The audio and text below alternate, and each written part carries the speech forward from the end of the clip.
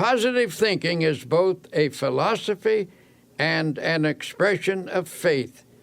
It teaches the cultivation of peace of mind, not as an escape from problems, but as a practical approach to creating a life that is personally and socially worthwhile. The way of life to which this book is a witness is very wonderful. Although the road can be a difficult one, it is also full of hope and victory and even joy. It is my sincere hope that you will take these principles to heart and discover for yourself how the power of positive thinking can truly change your life. The greatest secret for eliminating the inferiority complex, which is another term for profound self-doubt, is to fill your mind to the overflowing with faith. Develop a tremendous faith in God, and that will give you a humble yet soundly realistic faith in yourself. And how do you acquire this dynamic faith? Well, the answer begins with the study of the Scriptures and the use of prayer, lots of prayer. The Scriptures say, according to your faith be it unto you. The bigger your problem, the bigger your prayer should be. Drive your prayers deep into your doubts, into your fears and insecurities. Pray deep, big prayers that have plenty of strength, and you will come up with a powerful and vital faith. It is also helpful to go to a competent spiritual advisor, a minister, a priest, or a rabbi for instruction. The ability to make faith work for you is a skill, and like any skill, it must be studied and practiced to be perfected. One of the most powerful cures for self-doubt is the thought that you are not alone in this world, that Almighty God is actually with you, helping you, that He will be your companion, that He will stand by you, support you, and see you through every adversity. To practice this belief, simply affirm, God is with me, God is helping me, God is guiding me. Spend several minutes each day visualizing God's presence. Then practice believing that affirmation. Go about your business on the assumption that what you have affirmed and visualized is absolutely true. The release of power and confidence which this procedure stimulates will astonish you. Along with prayer and study of the Scriptures, another very effective way to build self-confidence is by suggesting confidence concepts to yourself. If your mind is obsessed by thoughts of insecurity and inadequacy, that is, of course, because such thoughts have dominated your thinking over a long period of time. You must give your mind a different and more positive thought pattern, and that requires discipline. In the busy activities of daily existence, the repetition of positive ideas can help re-educate the mind and make of it a power-producing plant. It is possible, even in the midst of your daily work, to drive confident thoughts into your consciousness. Let me tell you about a method one man discovered. This man once went around with the feeling that something terrible was going to happen to him, and it made his life miserable, of course. His mind was saturated with a sense of inferiority. This mental state was reflected in his business, which was doing poorly. But then he hit upon a plan which knocked all those thoughts out of his mind, a plan which allowed him to live with a sense of confidence in himself and in life. I'm a traveling salesman, he explained, and I drive around all day calling on my customers. I've discovered that while a person drives, he or she thinks all kinds of thoughts. If the pattern of thought is negative, one will think many negative thoughts during the day, And that's the way I used to be, he said. I used to drive around all day between calls with my mind full of fear and defeat. And that is one of the reasons my work was going so poorly. Then he showed me his plan. In his glove compartment, he kept a pack of small cards. He chose one and clipped it on the instrument panel of his car. It read, "If you have faith, nothing shall be impossible unto you." He pulled out another which read, "If God be for us, who can be against us?" He told me that as he drove around, he memorized these thoughts. He said, "I've learned to think differently as a result of this practice. The old insecurities that used to haunt me are just about all gone now. And instead of thinking thoughts of defeat and despair, I think thoughts of faith and courage. It is really wonderful the way this method has changed me. It has helped my business too. For how can you expect to make a sale if you approach a customer thinking you're going to fail? This plan is a very wise one. By filling his mind with affirmations of the presence, support, and help of God, this man actually changed his thought processes. He put an end to the domination of his long-held sense of insecurity.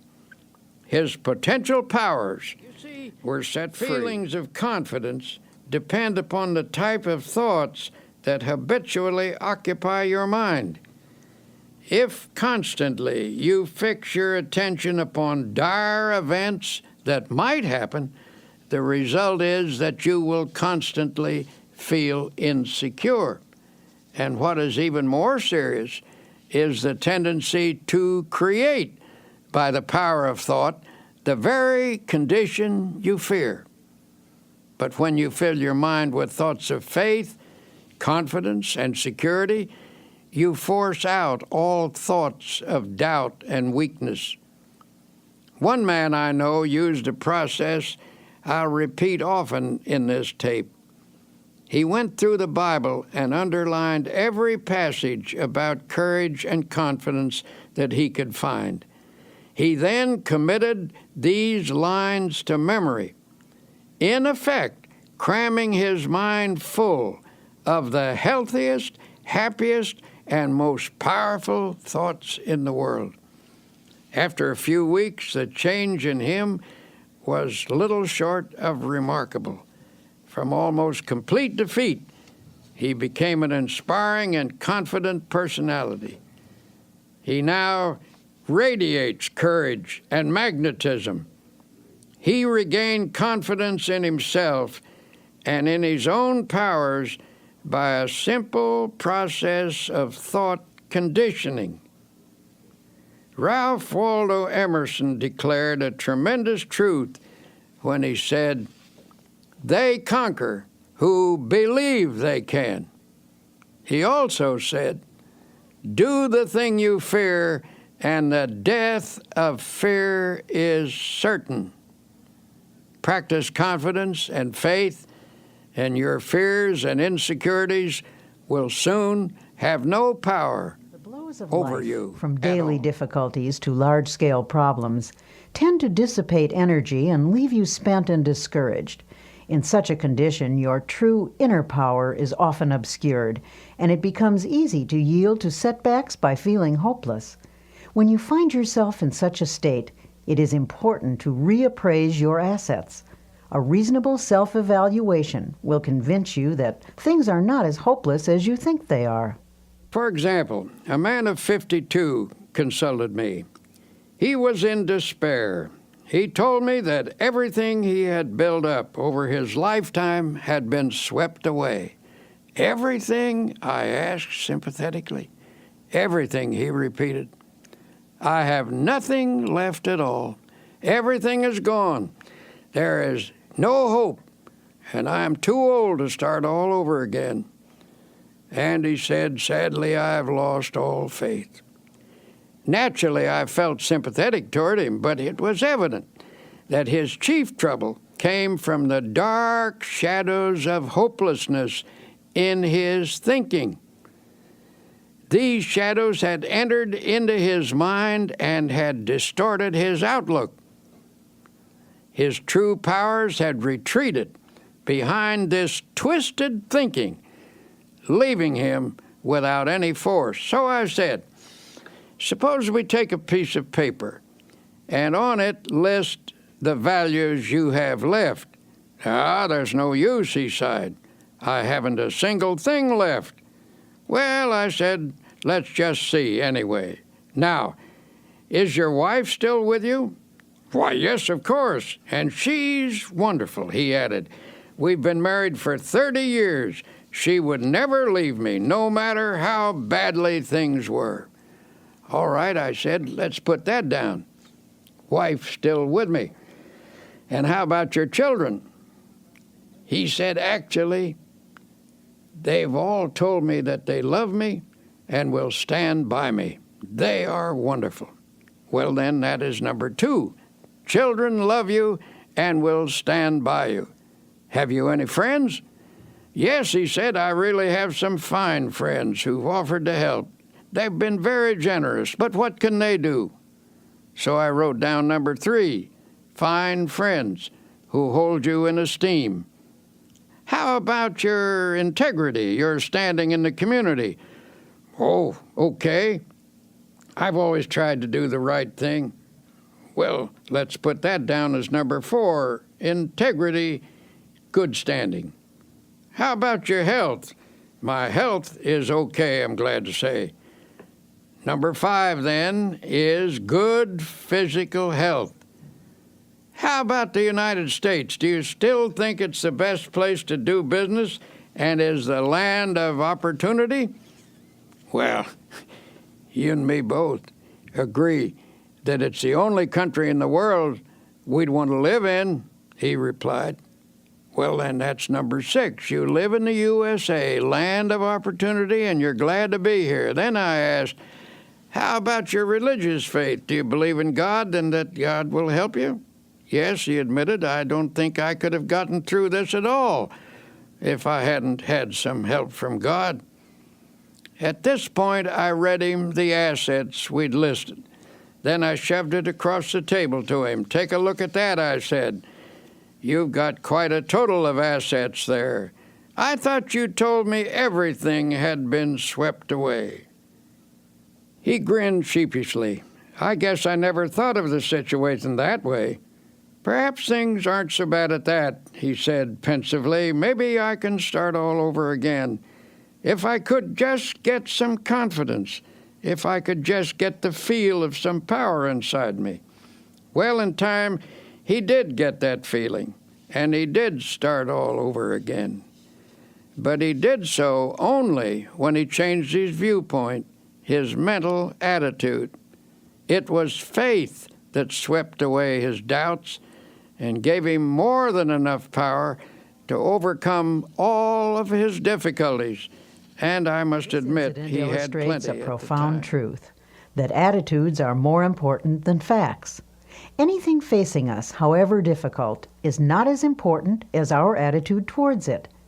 The secret to rising above most difficulties is simply to gain a more balanced view, with a slant that is weighted a bit on the positive side.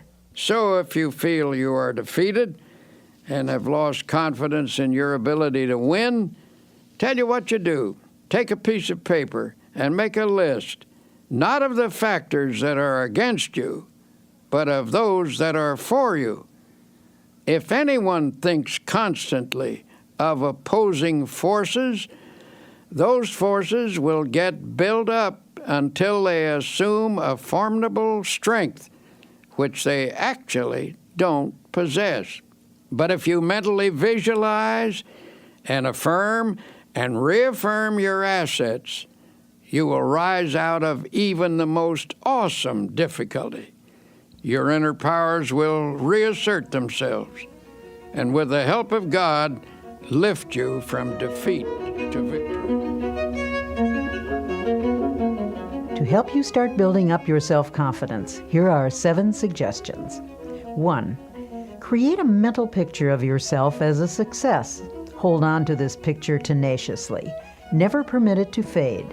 Since your mind tries to complete what it pictures, always picture success, no matter how badly things seem to be going at the moment. Whenever a negative thought about your personal power comes to mind, deliberately voice a positive thought to cancel it out. 2. Don't build up obstacles in your imagination. Minimize them instead. Problems should be seen for what they are and never inflated by fearful thoughts. 3. Don't be awestruck by other people or try to copy them. Remember that most people, despite a confident appearance, are often as scared and as doubtful of themselves as you are. 4. Get a competent counselor to help you understand the origin of your feelings of inferiority and self-doubt. These feelings often begin in childhood. Self-knowledge leads to a cure. 5. Each day, practice the following affirmation. Repeat it out loud if possible. I can do all things through Christ who strengthens me. Here's another dynamic affirmation. If God be for us, who can be against us? 6. Make what you think is a true estimate of your own ability, then raise it 10%. Don't become egotistical, but develop a wholesome self-respect. Believe in your own God-released powers. 7. Put yourself in God's hands. To do that, simply state, I am in God's hands. Then believe you are now receiving all the power you need. Affirm that the kingdom of God is within you, in the form of adequate power to meet all of life's demands. Remind yourself that God is with you and there is nothing that can defeat him. Now, Dr. Peale illustrates an important fact about human nature. You can think your way to failure and misery, but you can also think your way to success and happiness. Because thoughts are real and dynamic, learning to harness their power is a crucial step in creating a life of your own choosing. Some years ago, I was working with a group of people to establish a nonprofit inspirational magazine. At one point, our endeavor was faced with severe financial problems. In other words, it was almost broke. And when it seemed almost impossible to keep going, I called a meeting. I invited a woman who had once contributed a nice sum to this magazine, hoping that lightning might strike twice in the same place. But this time, she said she would give us something of greater value than money. This rather surprised us, for under the circumstances, we couldn't think of anything more valuable than money. When she told us she was going to give us a creative idea, we didn't jump with enthusiasm. All we could think was, how can we pay our bills with an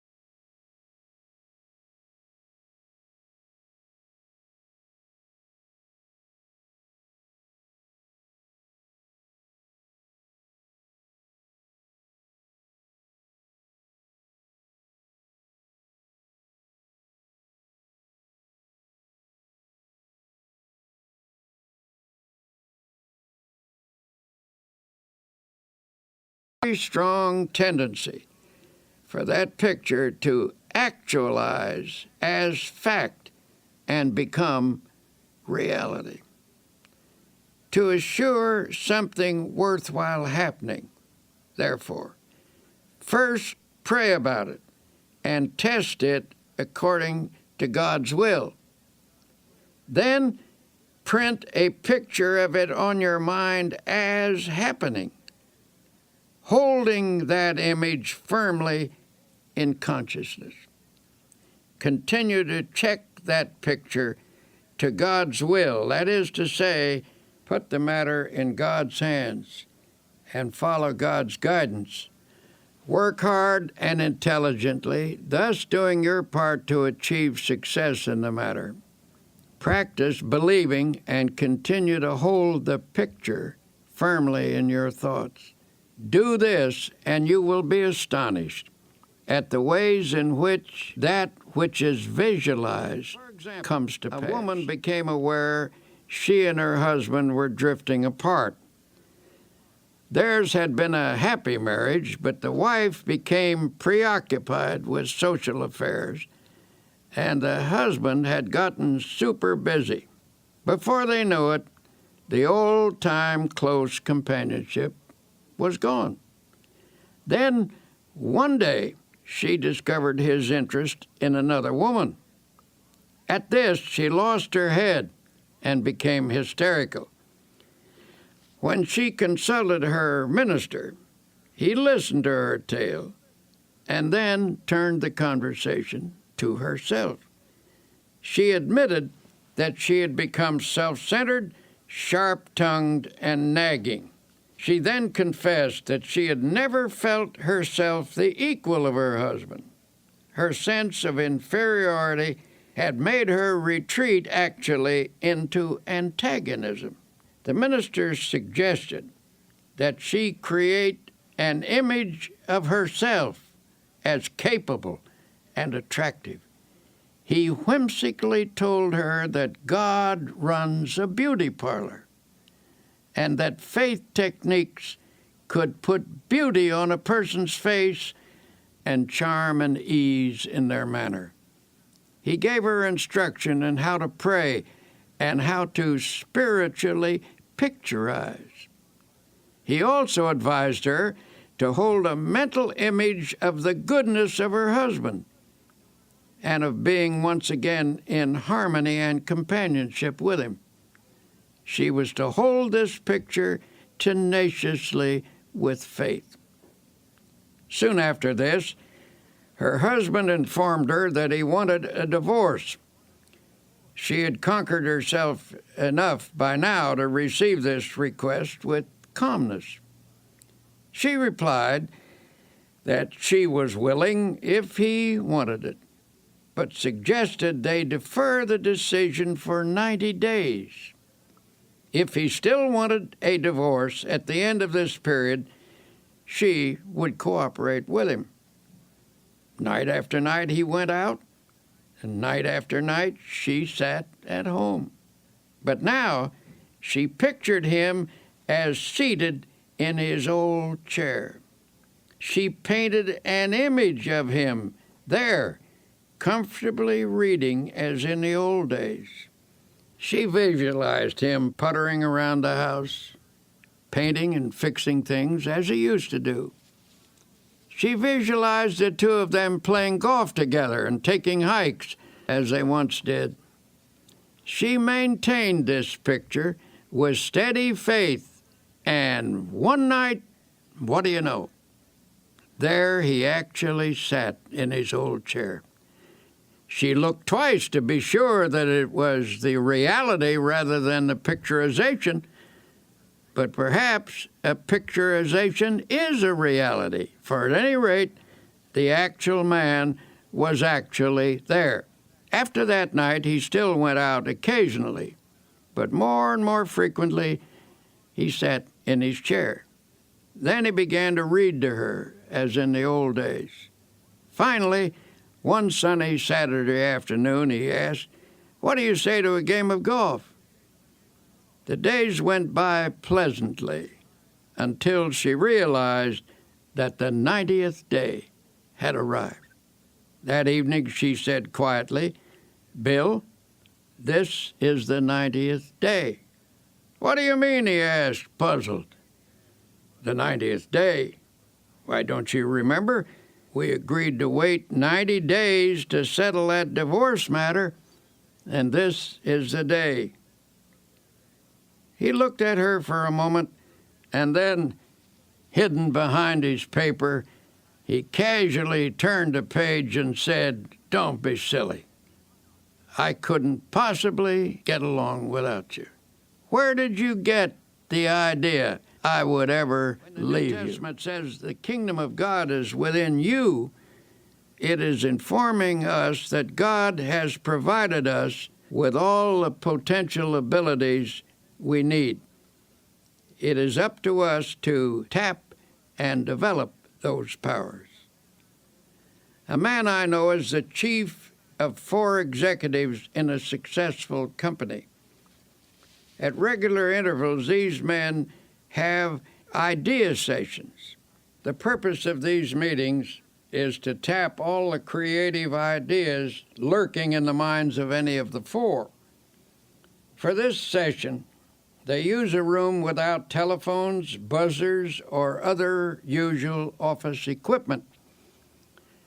Before starting this session, the group spends 10 minutes in silent prayer and meditation. They conceive of God as creatively at work in their minds. Each prays and meditates silently in his own way. Following the quiet period, all start talking, pouring out ideas that have come to their minds. Memos of the ideas are written on cards and thrown on the table. No one is permitted to criticize any idea at this point, for they believe that argument can stop the flow of creative thought. The cards are gathered up to be evaluated at a later session which follows this idea-tapping session, where thinking is stimulated by prayer power. As one of the executives explained, we've come up with insights that not only show on our bottom line, but which have given us a new feeling of confidence. Beyond that, a deeper feeling of fellowship among the 4 of us has grown, and this has spread to others as well. Alert people everywhere are finding that by trying prayer power, they feel better, work better, sleep better, are better. A young woman came to me a while ago and admitted that she was filled with hate, jealousy, and resentment. She was also very apprehensive, always worrying about her children, that they would be sick or get into an accident or fail in school or something. Her life was an unhappy mixture of fear and worry. I told her that the practice of creative prayer could change her life. I suggested that she pray every day at the time the children were coming home from school and make her prayers an affirmation of God's protective care. Doubtful at first, she became a most enthusiastic practitioner of prayer. Here's what she wrote to me. "My greatest progress dates from the time you told me that every day is a good day if you pray. I began to put into practice the idea of affirming that this would be a good day the minute I woke up in the morning, and I can positively say that I haven't had a bad or upsetting day since that time. The amazing thing is that my days actually haven't been any smoother or any more free from petty annoyances than they ever were, but they just don't seem to have the power to upset me anymore. Every night I begin my prayers by listing all the things for which I am grateful, little things that added to the joy of the day. I know that this habit has geared my mind to pick out the nice things and forget the unpleasant ones. The fact that for 6 weeks I have not had a single bad day and have refused to get downhearted with anyone is really People marvelous find tremendous to me. power each day through prayer. Here are 10 suggestions for achieving effective results from your prayers. 1. Set aside a few minutes each day. Do not say anything. Simply practice thinking about God. This will make your mind spiritually receptive. 2. Pray out loud using simple, natural words. Tell God anything that's on your mind. Talk to God in your own language. 3. Pray as you go about the business of the day, on the subway or bus or at your desk. Begin by closing your eyes to shut out the world and concentrate briefly on God's presence. 4. Don't always ask for something when you pray, but instead affirm that God's blessings are being given and spend most of your prayers offering thanks. 5. Pray with the belief that sincere prayers can reach out and surround your loved ones with God's love and protection. 6. Never use a negative thought in prayer. Only positive thoughts get results. 7. Always express willingness to accept God's will. Ask for what you want, but be open to take what God gives you. It may be better than what you ask for. 8. Practice the attitude of putting everything into God's hands. Ask for the ability to do your best and then leave the results confidently to God. 9. Pray for people you do not like or who have mistreated you. Resentment is the first obstacle to spiritual power. 10. Make a list of people for whom to pray. The more you pray for others, especially those not connected with you, the more the good results of prayer will come back to you.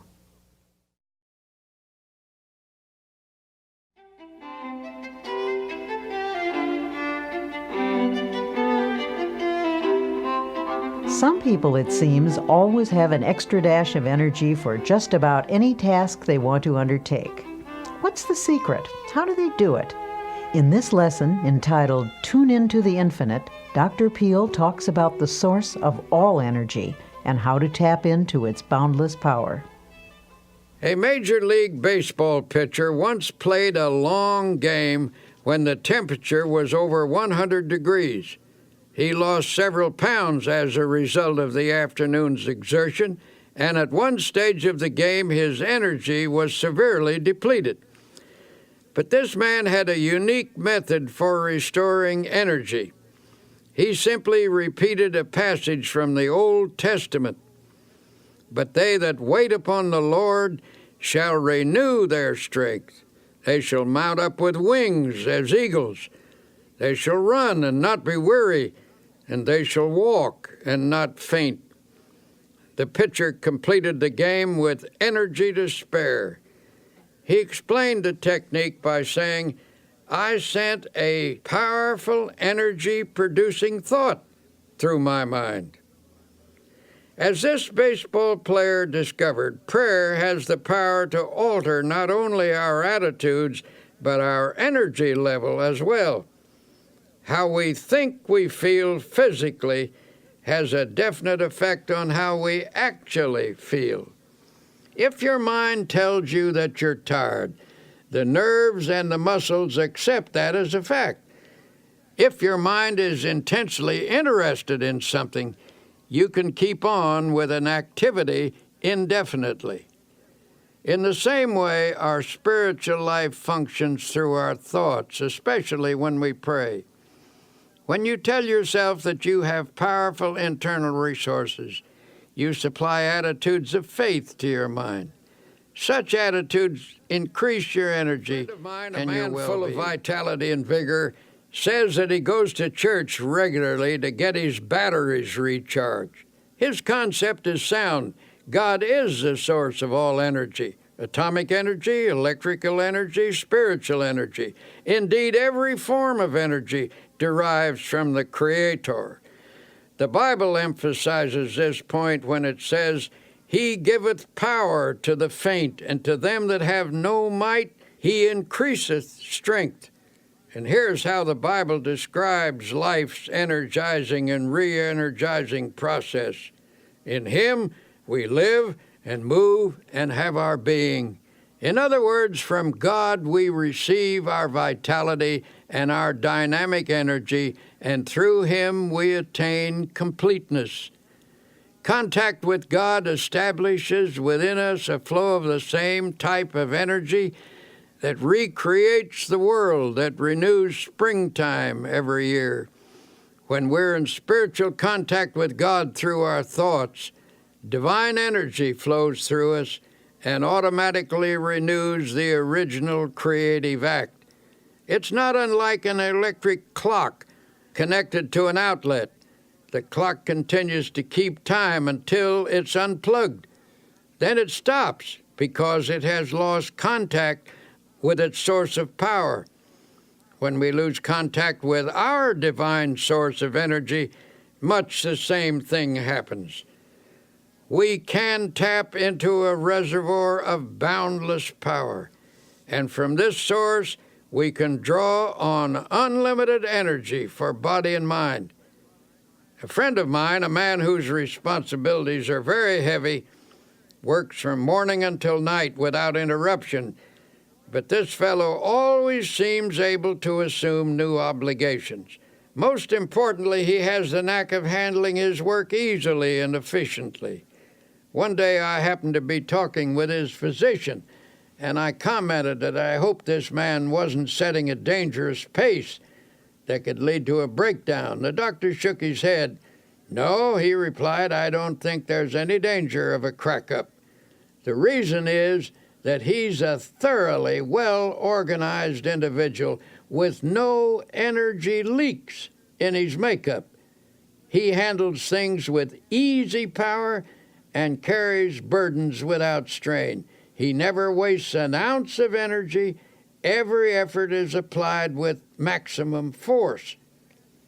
When asked to account for this seemingly boundless energy and efficiency, the physician stated, "He's emotionally well integrated, and what's more important, he is a soundly religious person. His religion provides him with a workable mechanism for preventing energy leaks. It isn't hard work that drains off energy, but emotional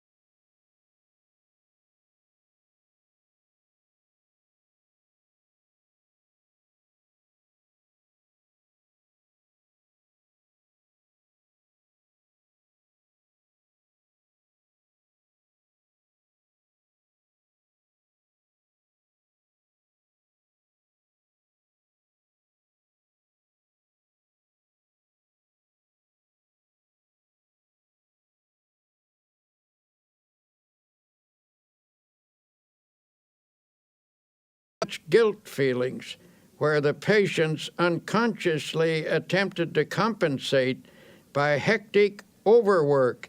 Then they attributed their breakdown not to a sense of guilt, but to their overworked condition. This doctor told me that such a breakdown needn't happen if only the patient could be released from his guilt. Under such circumstances, peace of mind can be found by yielding the guilt as well as the tension it produces to the healing therapy of God. An acquaintance at a quiet resort hotel. This was a high-pressured, hard-driving, and exceedingly nervous businessman. I found him sitting in the sun in a deck chair and said I was glad to see him relaxing in such a beautiful spot. Nervously, he replied, "I haven't any business being here. I have so much work to do at home. I'm under terrible pressure. I'm nervous, jumpy, I can't sleep. My wife insisted that I come down here for a week. The doctors say there's nothing wrong with me that right thinking and relaxation can't cure. But how in the world do I do that? I would do anything to get a sense of quiet inside myself." We talked a bit, and it came out that he was always worrying that something sinister was going to happen. For years, he had lived in a constant state of apprehension about something happening to his wife or his children or his home. It was not difficult to analyze this case. His trouble rose from a double source, from childhood insecurities and from later guilty experiences. His mother had always felt that something was going to happen, and he absorbed her anxiety feelings. Later, he committed some sins, and his subconscious mind insisted upon self-punishment. As a result of this unhappy combination, he was now suffering from a highly inflamed state of nervousness. Finishing our conversation, I stood beside his chair a moment. There was no one near, so I rather hesitantly suggested, "Would you by any chance like me to pray with you?" He nodded, and I put my hand on his shoulder and prayed. "Dear Jesus, as you healed people in the long ago and gave them peace, heal this man now. Give him fully of thy forgiveness and help him to forgive himself. Separate him from all his sins and let him know that you do not hold them against him. Set him entirely free from them. Then let thy peace flow into his mind, into his soul, and into his body." He looked up at me with a strange expression on his face and then turned away, for there were tears in his eyes. Months later, I ran into him in New York, and he said, "Something happened to me that day when you prayed for me. I felt a strange sense of quietness and peace," and he added, "healing." This man now goes to church regularly and reads the Bible every day. He follows the laws of God and has a great deal of driving force.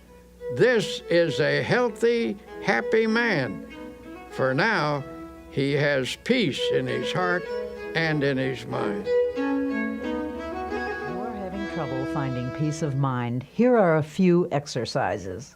1. Every day, put aside 15 minutes for yourself when you can find absolute silence. Go alone into a quiet place and sit or lie down. Think as little as possible. Allow the silence to open you up to feelings of harmony and beauty. 2.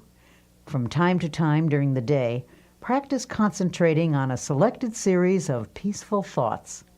Think of your past as a painting from which you can choose the most serene moments you have ever experienced. Allow your mind to dwell in those scenes until you feel you are present in that place and absorbing its tranquility. 3. Practice the technique of repeating beautiful words out loud. Words have profound powers of suggestion, and there is healing in the very saying of them. 4. The words of the Bible are especially therapeutic.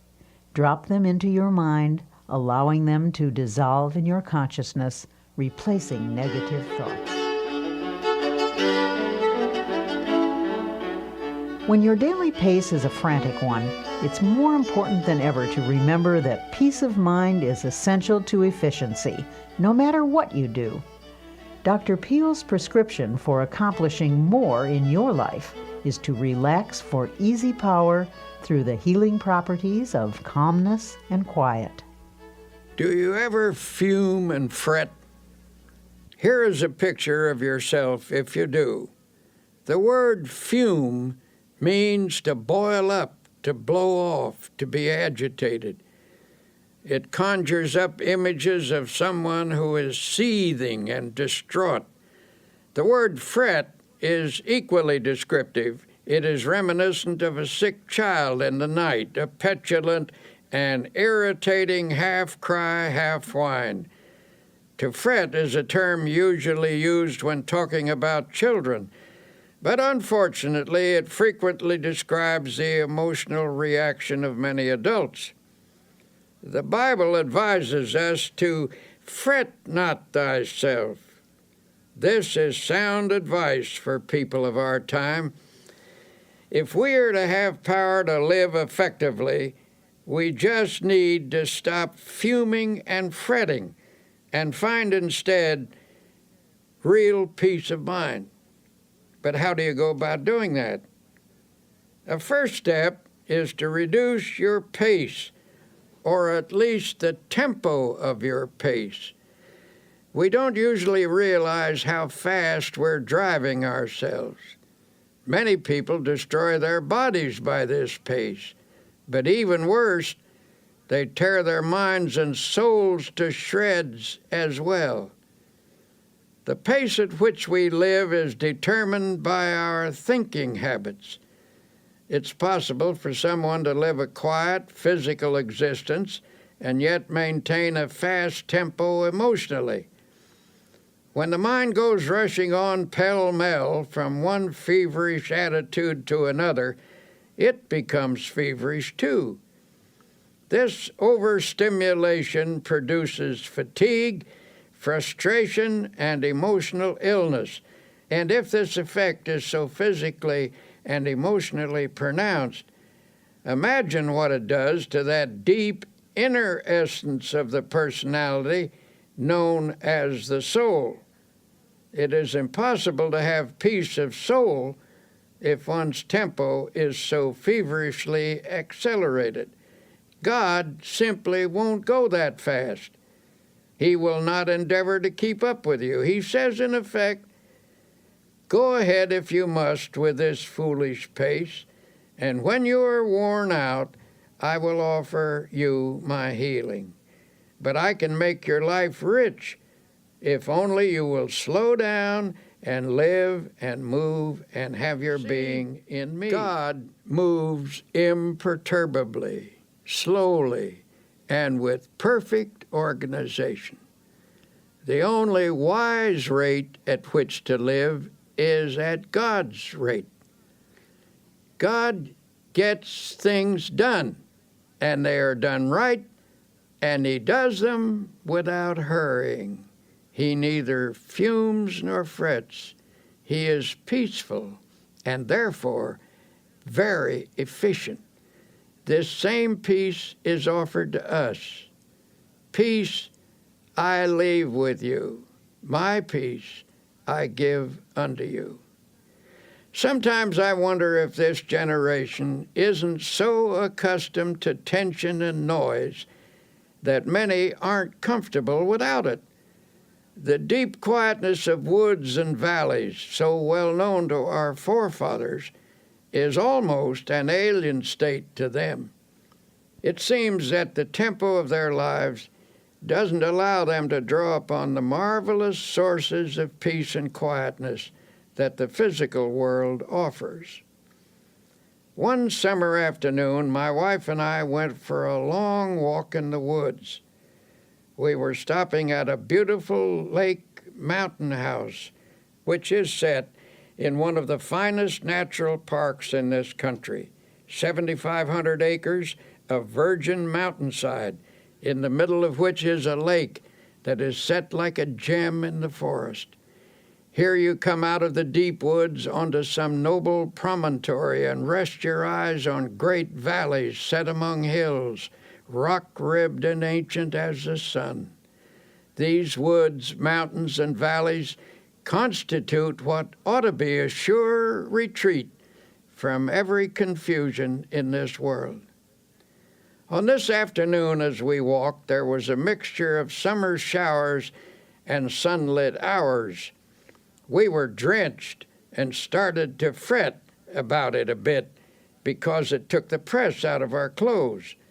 Then we told each other that it doesn't hurt a human being to get drenched with clean rainwater, that the rain feels cool and fresh on one's face, and that you can always sit in the sun and dry yourself out. So we walked under the trees and talked, and then fell silent. We were listening deeply to the quietness. In a strict sense, the woods are never still. There is tremendous activity always in the process. But on this beautiful afternoon, nature's sounds were quiet, harmonious. Nature was laying its hand of healing quietness upon us, and we could actually feel the tension being drawn off. Just as we were falling under this spell, the faint sounds of something passing for music came to us. It was a nervous, high-strung music, so popular these days. And presently through the woods came 3 young people, and one of them was lugging a portable radio. City people out for a walk in the woods, and tragically enough were bringing their noise along with them. They were nice folk, too, for they stopped and we had a pleasant talk with them. It occurred to me to ask them to turn that thing off and listen to the music of the woods. But I didn't feel it was my business to instruct them, and finally they went on their way. We commented on the loss they were incurring, that they could pass through this peacefulness and not give ear to the music that is as old as the world, harmony and melody the like of which man has never equaled, the song of the wind through the trees, the sweet notes of birds singing their hearts out, the whole background of the music of the spheres. Remember the words of Jesus, "Come ye yourselves apart into a desert place and rest a while." Frequently enough, I've had to remind myself to practice this truth. But we must discipline ourselves to quietness if we expect its benefits in our lives. To help reduce the tension that seems to dominate people everywhere, you can start by reducing your pace. To do that, you will need to slow down and quiet down. Do not fume. Do not fret. Practice being peaceful. Practice the peace of God, which passeth all understanding.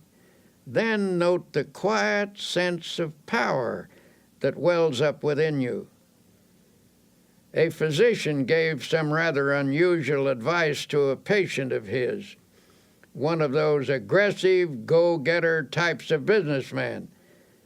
This man had been telling him that he takes his briefcase home with him every night, packed with important work that must get done right away.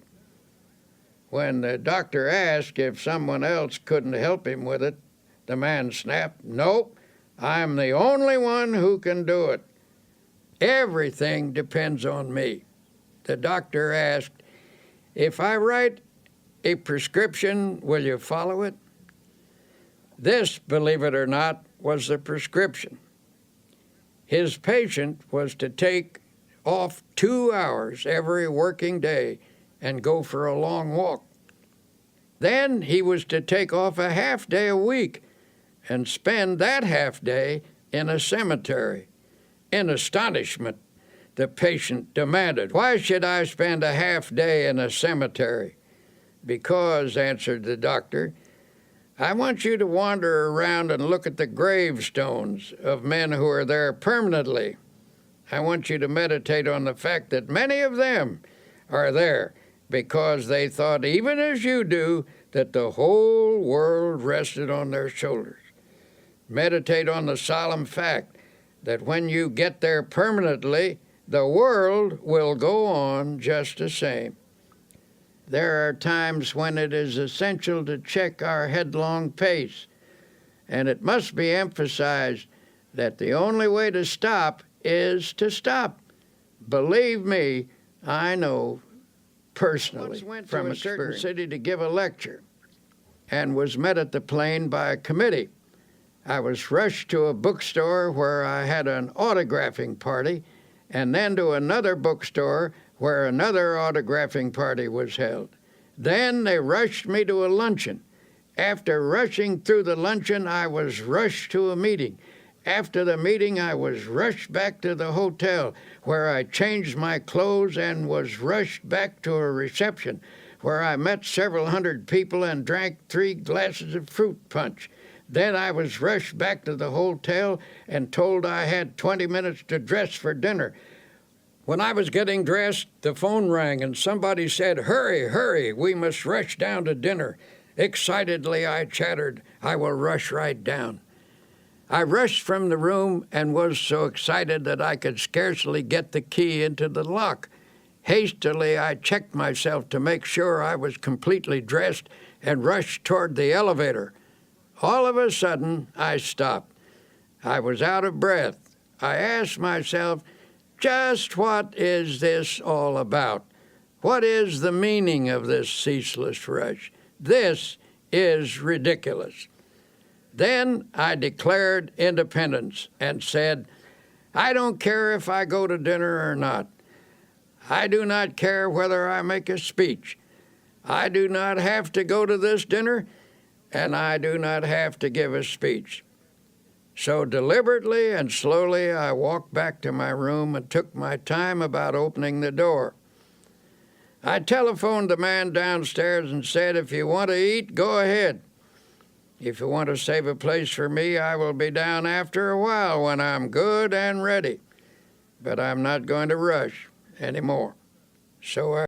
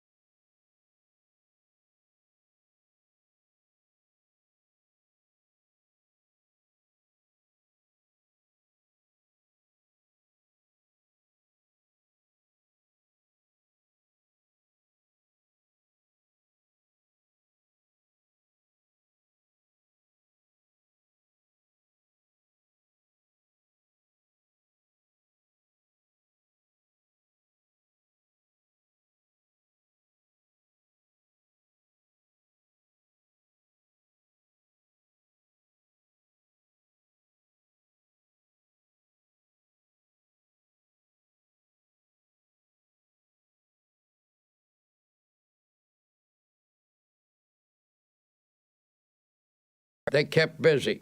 2, they used moderation in all things. 3, they ate lightly and simply. 4, they got a great deal of fun out of life. 5, they were early to bed and early to rise. 6, they were free from worry and fear, especially the fear of death. 7, they had serene minds and faith in God. Have you ever heard a person say, "I'm almost sick with worry," and then add with a laugh, "But I guess worry never really makes you ill"? But that is where they are wrong. Worry can make you ill. The problem is we worry not only with our minds, but with our hearts, brains, and every other part of ourselves. No matter what the cause of worry and fear, its effect can be noted in the cells, tissues, and organs. But don't be discouraged.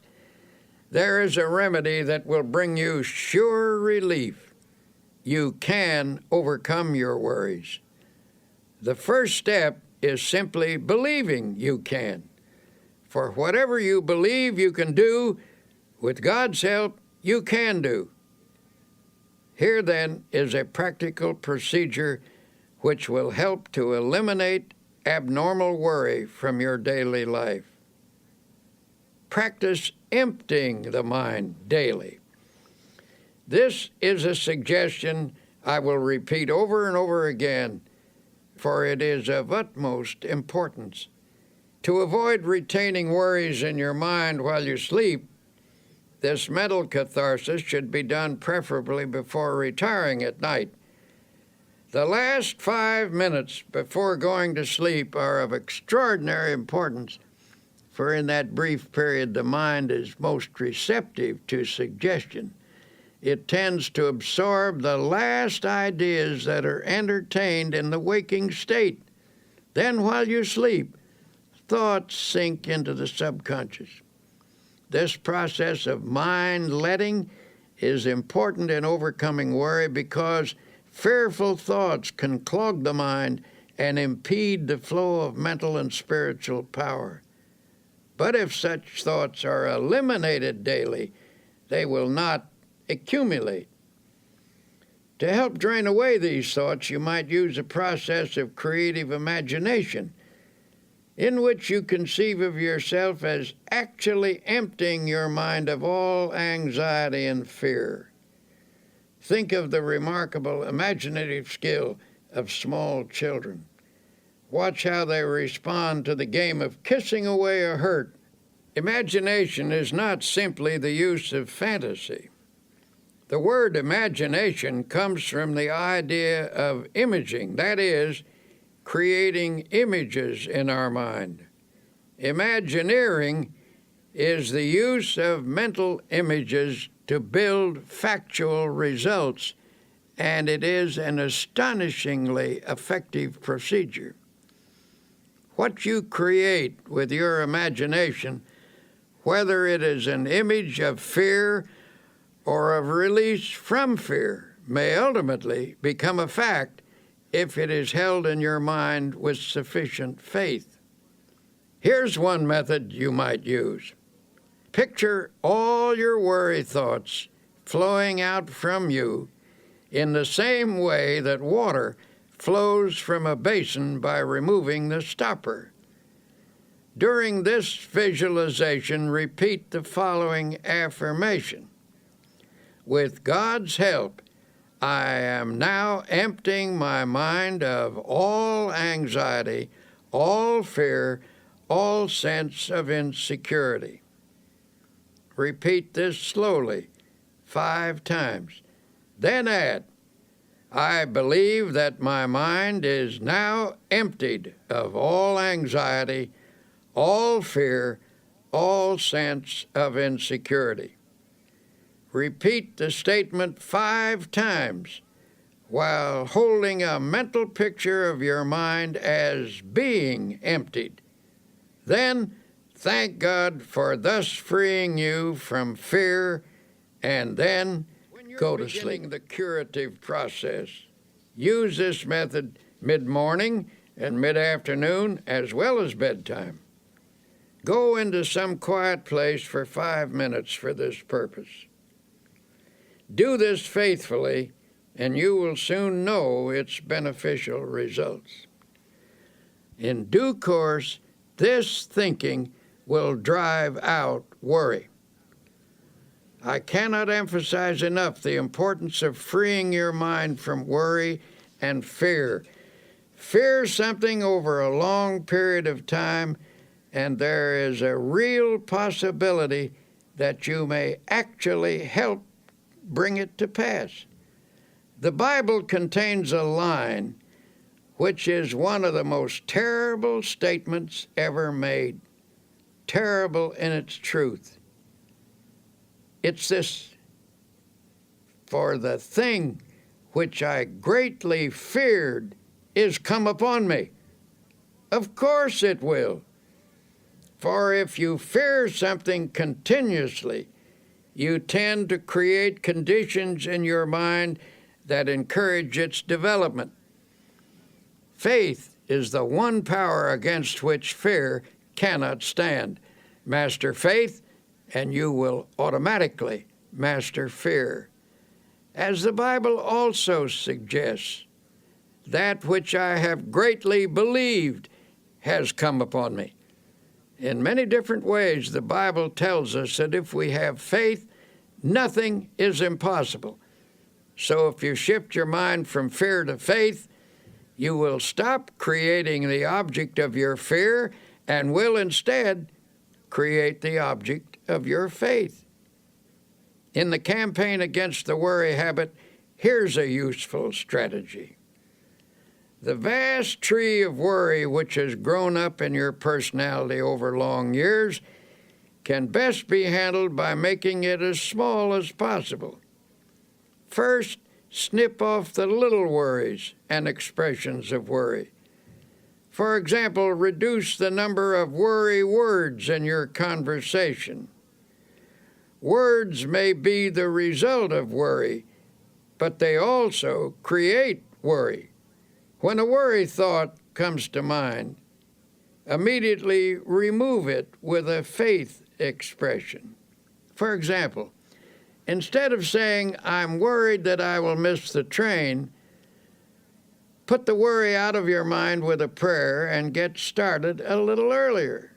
The less worrying you do, the more likely you are to be well organized, for the uncluttered mind is systematic and better able to regulate time. A friend of mine says that every morning before he gets up, he repeats the words, "I believe," 3 times. Thus, at the day's beginning, he conditions his mind to faith, and it never leaves the conviction that by faith he is going to overcome his problems and difficulties during the day. He starts the day with creative, positive thinking in his mind. He believes, and it is very hard to hold back the person who believes.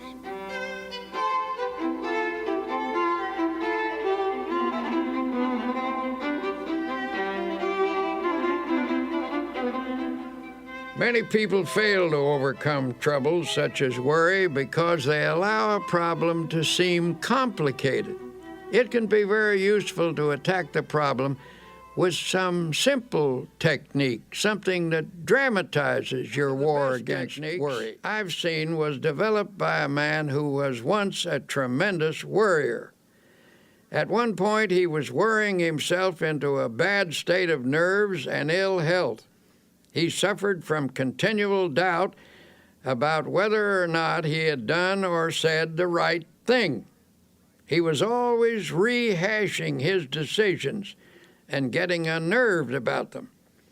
I suggested that he ought to work out some simple method that would help him drop the day completely when it was over and go ahead into the future.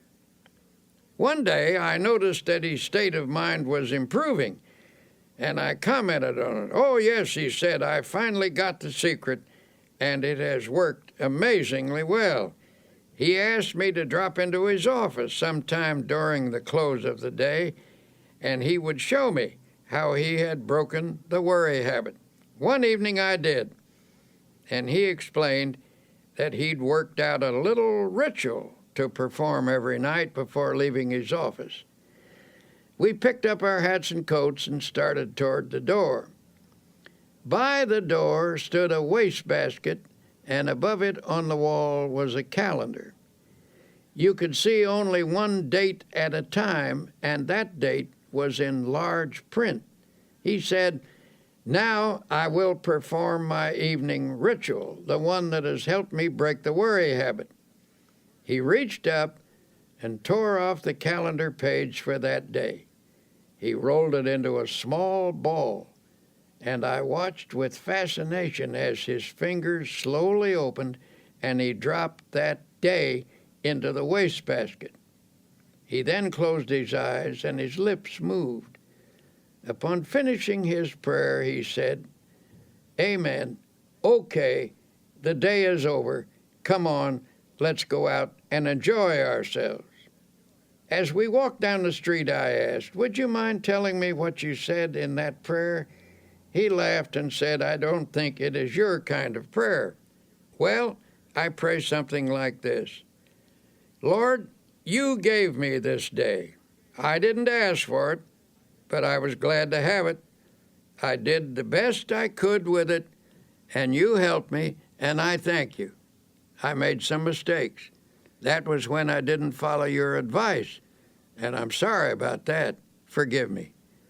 But I had some victories and some successes too, and I'm very grateful for your guidance. But now, Lord, mistakes or successes, victories or defeats, the day is over, and I'm through with it. So I'm giving it back to you. Amen." Well, perhaps that isn't an orthodox prayer, but it certainly proved to be an effective one. He dramatized the finishing of the day, and he set his face to the future, expecting to do better tomorrow. When the day is over, God blacks it out by bringing down the curtain of night. This man cooperated with God's method, and his past mistakes and failures gradually lost their hold on him. He was released from the worries that accumulated from his yesterdays. His anti-worry formula is also described in these words from the Bible: "But this one thing I do, forgetting those things which are behind, and reaching forth unto those things which are before, I press toward the mark for the prize of the high calling of God in Christ Jesus."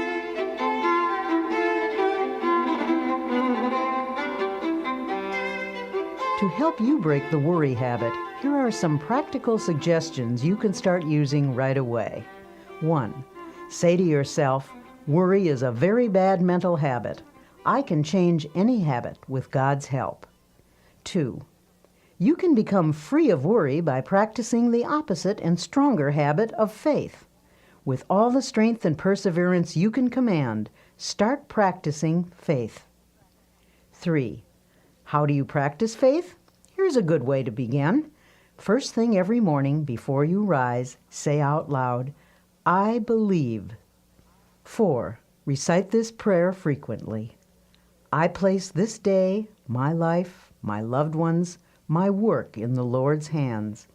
There is no harm in the Lord's hands, only good. Whatever happens, whatever results, if I am in the Lord's hands, it is His will, and it is good."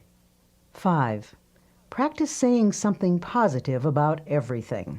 For example, don't say, "This is going to be a terrible day." Instead, affirm, "This is going to be a glorious day." Don't say, "I'll never be able to do that." Instead, affirm, "With God's help, I will do that." 6. Shoot an injection of faith into all your conversations. A group of people talking pessimistically can infect every person in the group with negative feelings. But by talking up rather than down, you can drive off that depressing atmosphere and make everyone feel hopeful. 7. One reason you're a worrier is because your mind is literally saturated with thoughts of gloom, defeat, and apprehension. To counteract these, mark every passage in the Bible that speaks of faith, hope, and happiness. Commit each to memory. Say them over and over again until they saturate your subconscious mind. Then the subconscious will return to you what you have given it, namely optimism, not worry. 8. Help others cure the worry habit. In helping another to overcome worry, you get greater power over it within yourself. 9. Every day of your life, conceive of yourself as living in partnership and companionship with God. If He actually walked by your side, would you be worried and afraid? Well then, say to yourself, He is with me.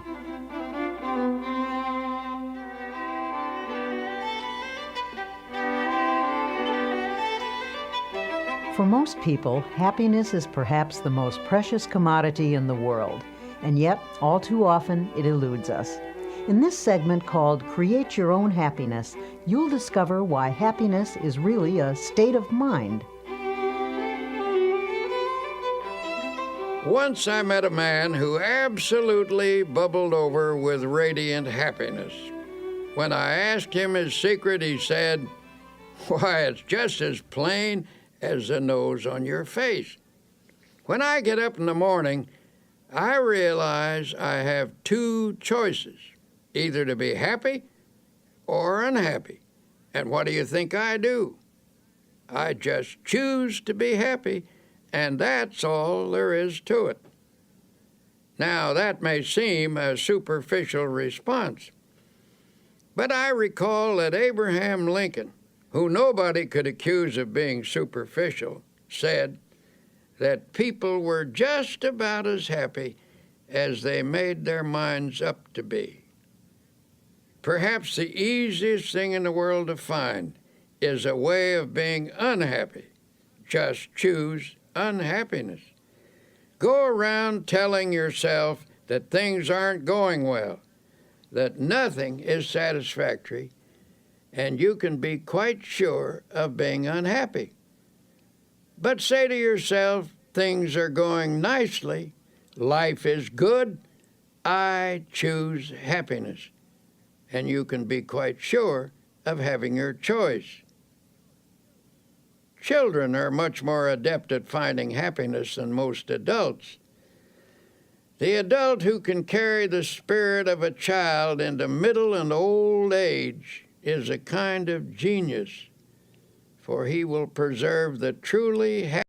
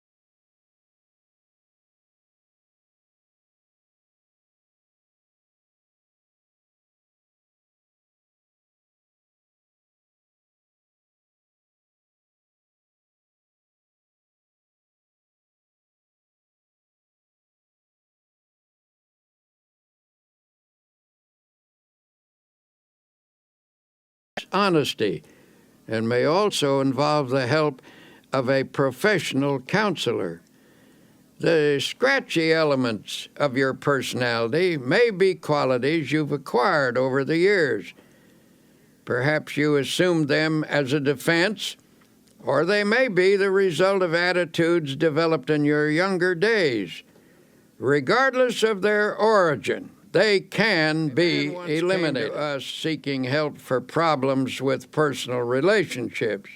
He was about 35 years old, and such an appealing-looking man, it seems surprising that people shouldn't like him. Yet he proceeded to outline an unhappy set of circumstances to illustrate his dismal failure with people. "I do my best," he said. "I've tried to put into practice the rules I've been taught about getting along with people, but I get nowhere with the effort. People just don't like me." After talking with him, the trouble became apparent. His manner of speech conveyed a persistently critical attitude. This attitude was thinly veiled, but still it was there. He had an unattractive way of pursing his lips, which indicated a kind of primness or reproof for everybody, as if he felt just a bit superior and disdainful. "Isn't there some way to change myself so people will like me?" he demanded. "Isn't there some way I can stop unconsciously rubbing people the wrong way?" The young man was decidedly self-centered and egotistical. The person he really liked was himself. Every statement, every attitude was unconsciously measured in terms of how it made him look. He was irritable with people and picked on them in his own mind, though few outward conflicts developed. Inwardly, he was trying to make everyone over to suit himself. Unconsciously, people realized this. In their minds, they erected barriers against him. Since he was being unpleasant to people in his thoughts, it followed that he was less than warm in his behavior. He was polite enough and managed not to be boorish and unpleasant, but people unconsciously felt coolness in him, so they gave him the brush off, and with good reason, for in his mind he had already brushed them off. In a sense, he liked himself too well, and to build up his self-esteem, he put others down. He was suffering from too much self-love. To change his situation, he had to be taught how to love other people and to forget himself, which was, of course, a complete reversal of his habits. He was bewildered and baffled when his difficulty was outlined to him. But since he was sincere and meant business, he practiced his suggested techniques for developing love of others in place of extreme self-love. It took some fundamental changes to accomplish this goal, since his egotism was so deeply ingrained. But in the end, he did succeed. Suggested was that he make a list of people he had met during the day, for example, the bus driver or the newsboy. Every night before retiring, he was to mentally picture each person on the list, and as he brought each face up before him, he was to think a kindly thought about that person and then pray for them. Each of us has his own world, people we encounter each day or with whom we do business. This man was instructed to pray for those in his own little world. For example, the first person he saw each morning was the elevator man in his apartment house. Normally, he'd say a perfunctory good morning. Now he took the time to have a little chat. He asked the elevator man about his family and about his interests. He found that he had an interesting point of view and some experiences which were quite fascinating. He began to see new values in a person who had previously been a mechanical robot to him. He actually began to like the elevator operator, and in turn, the elevator operator, who had formed a pretty accurate opinion of the young man, began to reverse his views. They established a friendly relationship. So the process went from person to person on his list. One day the young man said, "I've found that the world is filled with interesting people, and I never realized it before." When he made that observation, he proved that he was losing himself. And when he did that, as the Bible so wisely tells us, he found himself. In losing himself, he found himself and lots of new friends besides. People began to like him. Learning to pray for other people is a very important step in this process. When you pray for someone, you tend to lift the relationship to a higher level. The best in other people begins to flow out toward you as your best flows toward them. In the meeting of the best, in each, a higher understanding is established. Essentially, getting people to like you is merely the other side of liking them. One of the most popular men who lived in the United States in this century was the late Will Rogers, and one of the most characteristic statements he ever made was, "I never met a man I didn't like." Now, that may have been a slight exaggeration, but I'm sure Will Rogers didn't think so. That is truly the way he felt about people, and as a result, people opened up to him like flowers to the sun. Another important way to get people to like you is to practice building up their ego. Everyone has a normal desire for feelings of self-importance. If I deflate your ego, and therefore your self-importance, I show my lack of respect for you.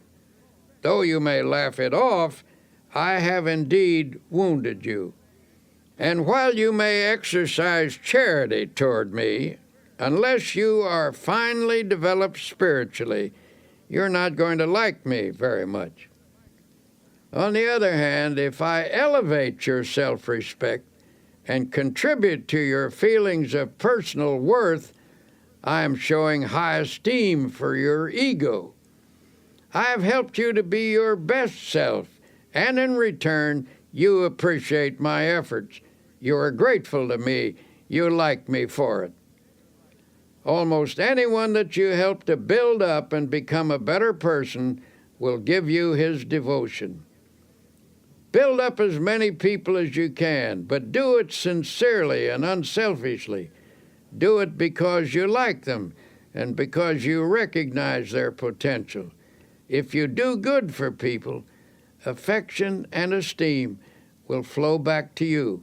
Best of all, you will never lack Principles for getting for people friends. to like you are simple. Here are 10 practical exercises to help you become someone that you'd like to know. 1. A person's name is very important. When you meet someone, try to remember their name. If you don't, they may feel you're not very interested in them. 2. Be the comfortable sort of person with whom others feel relaxed. Try to make them feel at home with you. 3. Acquire that quality of relaxed easygoingness so that everyday irritations don't ruffle you. 4. Don't be egotistical. Guard against giving the impression that you know it all. 5. Try to be an interesting person. Cultivate interests to keep your mind alive. People enjoy being with someone who is stimulating. 6. Get those scratchy elements out of your personality. If you suspect there may be bothersome traits you're not aware of, Get a friend or perhaps a professional to help you. 7. Attempt to heal the misunderstandings you've had with others. Sincerely drain off your grievances. 8. Practice liking people until it comes naturally to you. 9. Never miss an opportunity to say a word of congratulations upon someone's achievement or express sympathy for their sorrow or disappointment. 10. Strengthen your spiritual life. Then offer strength to others that will help them meet life more effectively. Give strength to people, and they will give affection to you. Winston Churchill once wrote about the great British General Tudor. He commanded a division of the British Fifth Army, which faced the powerful German assault in March 1918. The odds were heavily against him, but General Tudor knew how to meet an apparently immovable and undefeatable obstacle. His method was simple. He merely stood and let the obstacle break on him, and he in turn broke the obstacle. Now here is what Churchill said about General Tudor. The impression I had of Tudor was of an iron peg hammered into the frozen ground, immovable. General Tudor knew how to stand up to an obstacle. Just stand up to it, that's all. Don't whine or complain about it. Don't give way under it. Stand up to it, and it will finally break. You will break it. Something has to break, and it won't be you. It will be the obstacle. People who cringe in front of their challenges not only trip themselves up, but they can often affect a whole team or organization. People like the obstacle man, for example. Here's his story. This obstacle man worked in a large creative organization. He received this name because no matter what suggestion was advanced, his mind instantly latched onto all the possible obstacles in connection with it. One day, the directors of his firm were considering a project which involved considerable expense and some definite hazards, as well as possibilities for success. In a discussion of the venture, the obstacle man would frequently say, "Just a moment, let's consider the obstacles involved." Now, present at this meeting was another man who said very little, but who was greatly respected by his colleagues for his ability and achievements. After listening to the obstacle man's litany of objections, he finally asked, "Why do you constantly emphasize the obstacles in this proposition instead of the possibilities?" The obstacle man responded, "To be intelligent, one must always be realistic, and it is a fact that there are definite problems with this project. What attitude would you take toward these obstacles, may I ask?" The other man unhesitatingly replied, "What attitude would I take toward these obstacles? Why, I would just remove them, that's all, and then I would forget them." "But," said the obstacle man, "that's easier said than done. You say you would remove them and forget them. May I ask if you have any technique for doing this that the rest of us have never discovered?" A slow smile came over the face of the other man as he said, "My entire life removing obstacles, and I never saw one yet that couldn't be removed, provided you had enough faith and guts and were willing to work. Since you want to know how it's done, I'll show you." He then reached into his pocket and took a card out of his wallet. He shoved the card across the table and said, "There, read that. That's my formula. And don't give me a song and dance about how it won't work either. I know better from experience." The obstacle man picked up the card and, with a strange look on his face, read the words to himself. "Read them out loud," urged the other man. In a slow, dubious voice he read, "I can do all things through Christ who strengthens me." The owner of the card put it back in his wallet and said, "I've lived a long time and have faced a lot of difficulties, but there is power in those words, actual power, and with it you can remove any obstacle." He said this with confidence, and everyone knew he meant it. He was, in fact, a remarkable man who had overcome many odds, and his successful track record spoke for itself. His positive attitude, plus the fact that he was not in any sense holier than thou, made his words convincing to the men around the table. At any rate, there was no more negative talk from the obstacle man or anyone else from then on. The project was put into operation, and despite risks and difficulties, it turned out successfully. Think of the winning mentality that sports champions cultivate. When a game seems to be going against them, they can't let discouragement creep in. They can't let negative thoughts dominate, or they will lose the power to win.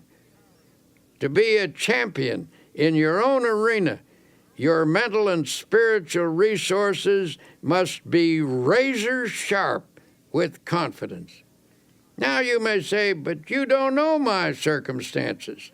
I'm in a different situation than anybody else, and I'm about as far down as a human being can get."